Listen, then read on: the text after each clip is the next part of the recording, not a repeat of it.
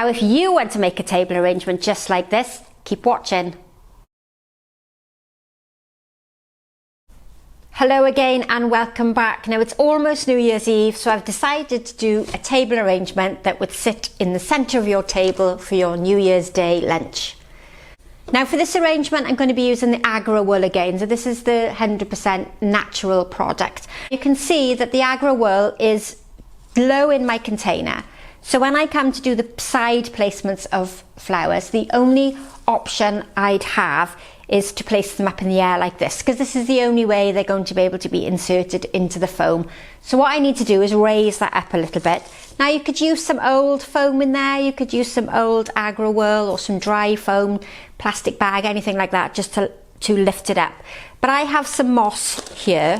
This is just ordinary sphagnum moss that we use a lot at Christmas time when we do our wreaths, our door wreaths. And what I'm going to do is I'm going to place some at the bottom.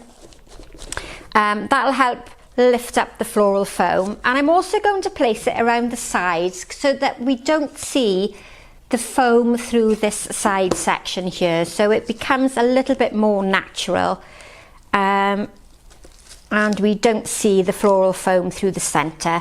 So a nice natural product again with the moss, and we just see now if that's going to lift it up far enough. A little bit more, get that up a bit higher.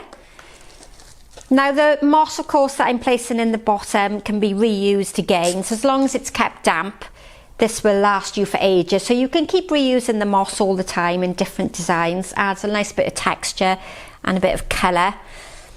Now today I'm only using it to support my floral foam, so you won't see a great deal of it. There we are, that's much better. So now when I come to do my side placements and I want to put some length into the arrangement, I have a tall enough piece of foam there at the side that's visible. And what I'm also going to do is just use some of the moss down the side there to hold my foam into position, and it's not going to slide about or move around. So let's get that tucked nicely down the side. Now I always think a table arrangement looks fantastic with some candles in it, so I've just prepared some of these fat little church candles, and I've got 3 different sizes, and you'll see at the bottom that I've just inserted some dowels or kebab sticks into the bottom. Now the bottom of this candle is soft enough that I've just inserted them in. There are a few different ways that you can attach your candles into a design, and we'll probably do that in a different video. But for now, I've just used 2 of the kebab sticks pushed quite firmly into the base. And I've got 3 candles at different heights. So I'm going to arrange those fairly close to the centre of my foam, or the centre of my arrangement, I should say, so that they're sitting quite firmly there in the middle. Now again, this is a design that's all around, so it's going to be seen from different directions. If it's at the centre of the table, it's going to be seen possibly from the front and the back and the sides. So we need to make sure these candles are nice and straight. And when I'm happy with that, we can add some flowers into the arrangement. Now this does look really quite attractive with the moss showing, so I think I might do this design twice, and I'll repeat it in a little bit more of a contemporary way with having some moss and some interesting textured material there at the base. But my plan was to do quite a traditional table arrangement, but in this crate container, which is a bit different from the videos that I've done in the past. Now, as normal, I'm going to start by creating the outline shape, and that's going to be with my foliage first. Now, my foliage choice for this design is some garden foliage. So we're going to start with some bay, and if you're in the UK like me, you might have this growing in your garden. And I've also got some hebe, and the reason that I've picked the hebe again is because it's a different shape and a different texture to the bay, so we've got some materials that contrast really well against one another. And then from previous videos, I've got some small pieces of foliage that have been left over. So we've got a little bit of the camellia, and that's going to work really well as well. So I'll just use the camellia to fill in any gaps at the end. It's not quite long enough to give me the outline shape, but it'll be brilliant to bring in that lovely shiny glossy texture. Now, the proportions of your design are quite often worked out by your container. So we're going to go sort of double the length of our container. So if we think about adding the length of our container on either side, that will give us a sort of estimate of how wide our design needs to go. But what you've also got to consider, and you need to bear in mind, is how big your table is at home.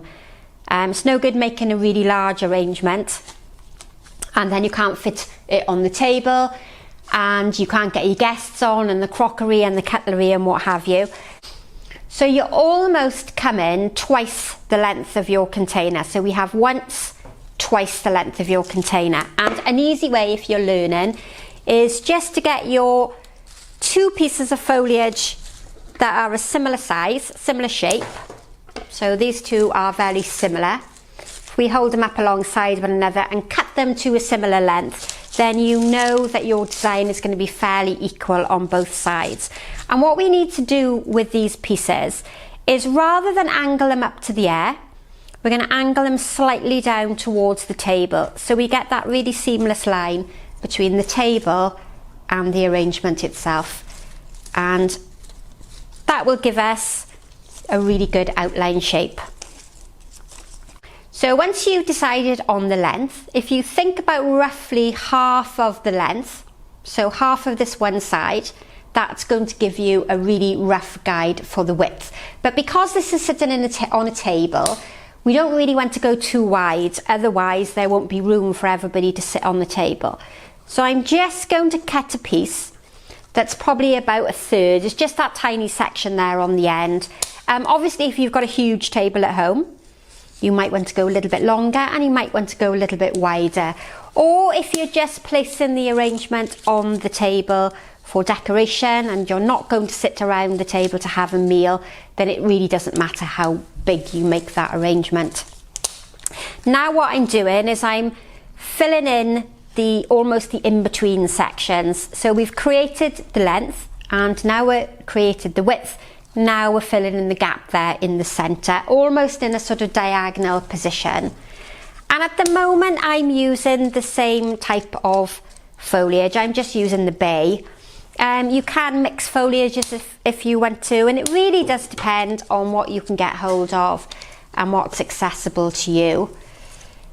And at the moment I've got a really nice outline shape, which is very much like a diamond. So we come from a small point at the front towards the longer bits on the outside, and then back towards the centre, so that we create almost like a diamond shape. And if you look back, I'll link it in the cards above on the top here, and if you look back to the Christmas arrangement that I did, you'll see that I marked it out in chalk on the table, so that it gives you a better understanding of the proportions that we're trying to create. Now, with some shorter pieces of the bay, I'm going to bring them up towards the candles. And this is to bring the colour and the texture through from the sides and from the edge up towards the candles and up towards the top. And one thing to bear in mind at this stage is that if you're lighting the candles at home, you really need to be mindful of the fact that the foliage can be quite dry and quite crispy, and it can catch fire quite quickly. So if you're lighting it, don't leave it unattended at any time. Right, so we've brought some of that bay, that colour and texture up towards the candles there, towards the centre.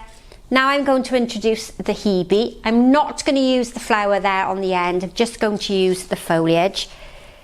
And again, I've chosen it because it gives me a really good contrast in the texture. So it's a much smaller leaf, it's a slightly different colour green. And it's going to work really well alongside that flat bay. Now again, if you don't have bay like me, just have a little wander around the garden, go for a walk and forage for some foliage. As long as it's evergreen, it's going to last really well in the house. And again, I'm trying to bring the colour and the texture from the candles right the way towards the outer edge of the arrangement. And at this stage, I'm not going to add in any more foliage because I still want to be able to see enough foam so that I can place my flowers into the arrangement. But that's looking really nice, and I quite often say it at this stage, it's really nice just to make an arrangement with just foliage in it. Okay, so my flowers for this arrangement are a very simple white spray carnation, and these this week are from the supermarket, so it's flowers that are easily accessible and flowers that you can all get hold of to have a go. I've got a beautiful lilac rose, and then I've got some filler flowers. So this week I'm going to use some gypsophilia. I don't use a great deal of gypsophilia because sometimes it overpowers the design and spoils the arrangement that you've created. But we're going to use it this week. Nice soft wispy flower. And I've got some blue eryngium or the blue thistle, which is going to pick up on the lovely colouring of my crate. And if I need any extra flowers, I think I've got enough, but I've got a few spares that we'll talk about should I decide to use them. Now I'm going to start with my spray carnations, and I'm going to bring the spray carnations right to the outer edge. And sometimes I cut them down and make the stem go a little bit further by maybe adding it in two places. But I've got a nice big bunch here, so I've got plenty to use. So what I'm going to do with the spray carnation is bring them to the outer edge. So just like we did with the foliage outline, we're now going to do the same with the flowers. So continuing almost that pattern that we created at the very beginning. So we've done the outer edge. Now I'm going to repeat the same shape on the shorter sides. And if you have an option, use the smaller flowers towards the outside. The buds, if not, just use whatever flowers that you've got hold of.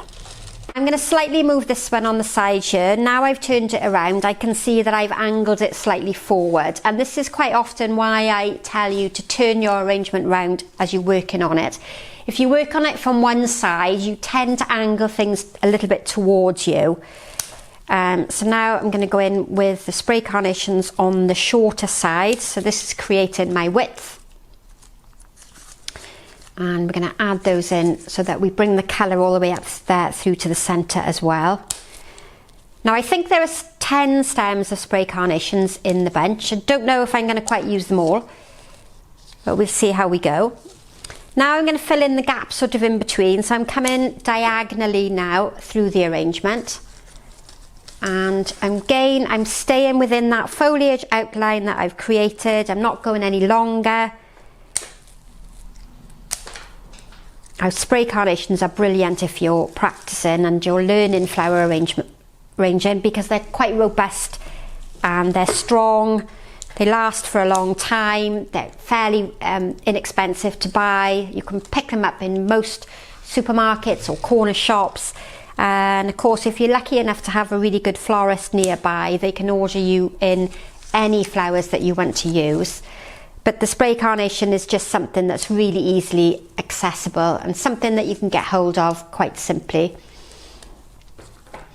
Right, okay, so we're almost done with the outline shape. Now I've got a couple of spray carnations left, which I'll hang on to until the end.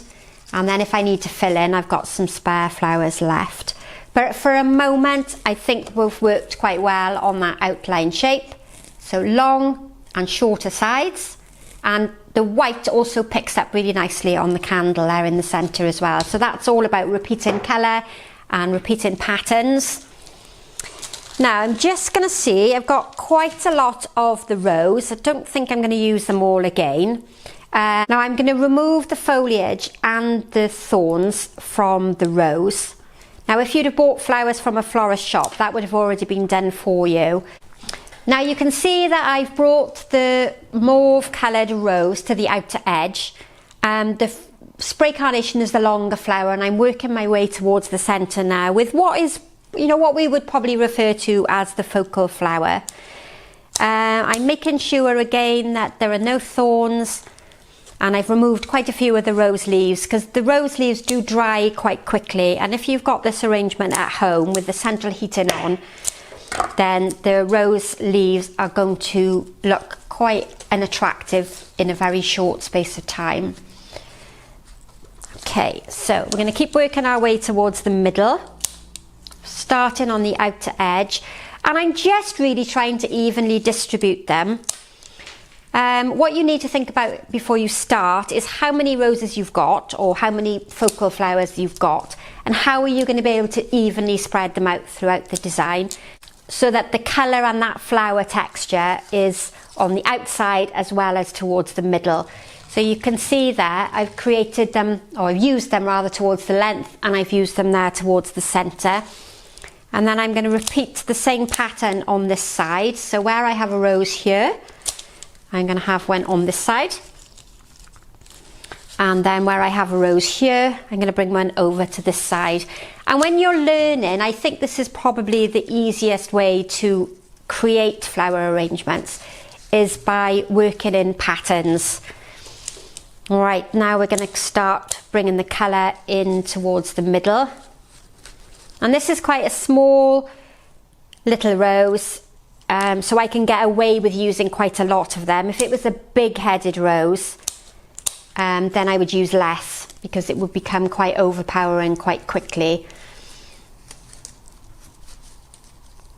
Now this again is the Agra wool, so I'm not using the green floral foam. If you've just tuned in, then I'm using the Agra wool, which is a much more environmentally friendly option. Once you've used it several times, it's quite easy to use. It takes a little bit of getting used to, because it's a bit firmer than the green floral foam, but it's much better for the environment, so it's a win-win for me. And here we keep going. Another one, and I think we've got ample flowers in then with the rose. So I've tried to get a fairly even distribution of that colour throughout the arrangement, and can you see how that's coming together? Now this couple of videos that I'm doing at the moment is really to show you what you can do with some supermarket flowers, and to show you that you don't have to have specific quantities and flowers to make a beautiful arrangement. Okay, so that's all my roses put into the design. That's a whole bunch that has come from the supermarket, as well as just a simple bunch of spray carnations. And I'm just trying to show you that you don't have to have large quantities of flowers or exotic, expensive flowers from the florist shop. You can create a beautiful design with simple flowers from the supermarket, or garden flowers in the summer when we've got more materials accessible to us. Right, okay, so now I'm going to use the gypsophilia, and what I'm not going to do with the gyp is almost cover it in like a cloud of smoke, because then it spoils all the beautiful work that you've already done. So I'm going to put the gypsophilia in quite short and tuck down quite low. It's going to help cover my floral foam. It's going to give me a lightness and a softness to the arrangement. Also introduces, another texture. It's a brilliant link between the white spray carnations and the candle. But I really don't want to overpower it with the gypsophilia. Use it subtly is my tip of the day. Use the gypsophilia sparingly, because it looks much nicer than when it's overpowers the design, and it just spoils that lovely shape that you've already created.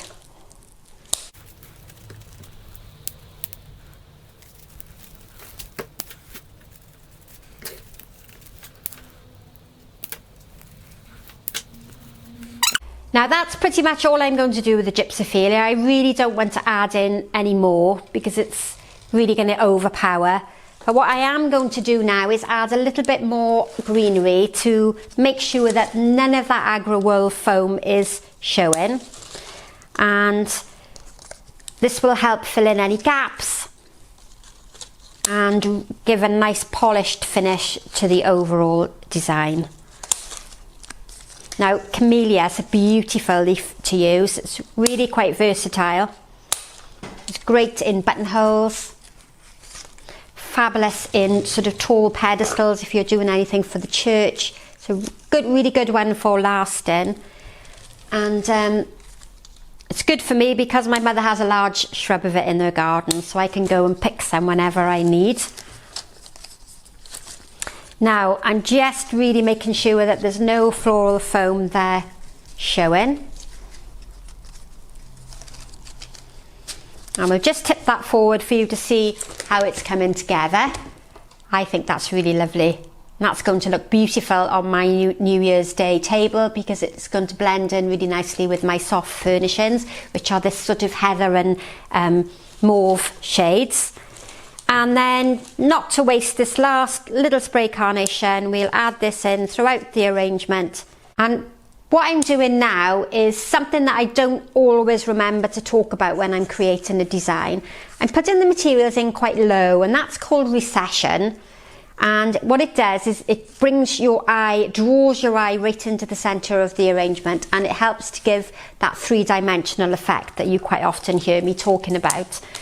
So recession is placing materials in at lower levels, helps to cover the foam, and it helps to draw your eye right down into the base. Lots to learn and lots to sort of understand.